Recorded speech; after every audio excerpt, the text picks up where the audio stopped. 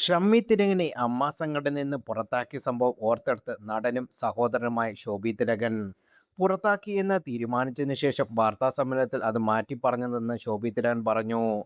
അന്ന് ഷമ്മി തിലകനെ പുറത്താക്കുന്നതിൽ എതിർത്ത് സംസാരിച്ചത് ജഗദീഷാണെന്നും അദ്ദേഹം അഭിമുഖത്തിൽ പറഞ്ഞു.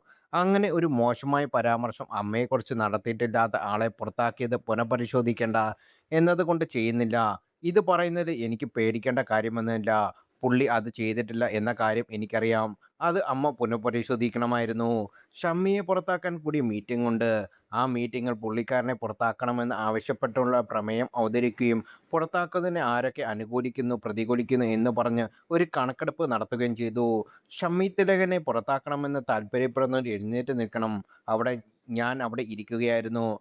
പെട്ടെന്ന് തന്നെ മൂന്നിലൊന്ന് ഭൂരിപക്ഷമുണ്ട്. പുറത്താക്കണം എന്ന് തീരുമാനിക്കുന്നു. ഉടനെ ജഗദീഷ് ചേട്ടൻ എഴുന്നേറ്റു. "അതെങ്ങനെയാണ് നിങ്ങൾ കാൽക്കുലേറ്റ് ചെയ്തത്? എണ്ണി നോക്കിയോ?" എന്ന് ചോദിച്ചു. ജഗദീഷ് ചേട്ടനെ പുറത്താക്കുന്നതിനെ ഭയങ്കരമായി എതിർത്ത് സംസാരിച്ചു. ഷമ്മി തിലകനെ എന്നല്ല ഒരംഗത്തെയും പുറത്താക്കാൻ പാടില്ല എന്ന് പറഞ്ഞു. മമ്മൂക്കയുടെ നിർദ്ദേശപ്രകാരമായിരുന്നു അങ്ങനെ പറഞ്ഞത്. അങ്ങനെ അമ്മയുടെ ഒരു അംഗത്തെയും പുറത്താക്കാൻ പാടില്ല. അവരോട് വിശദീകരണം ചോദിക്കണം. അന്ന് പക്ഷേ ഭൂരിപക്ഷം അഭിപ്രായം അതാണെന്ന് പറഞ്ഞ് പുറത്താക്കി. എന്നാൽ അതിനുശേഷം വാർത്താസമ്മേളനം പറഞ്ഞ് പുറത്താക്കാനുള്ള അഭിപ്രായം വന്നു.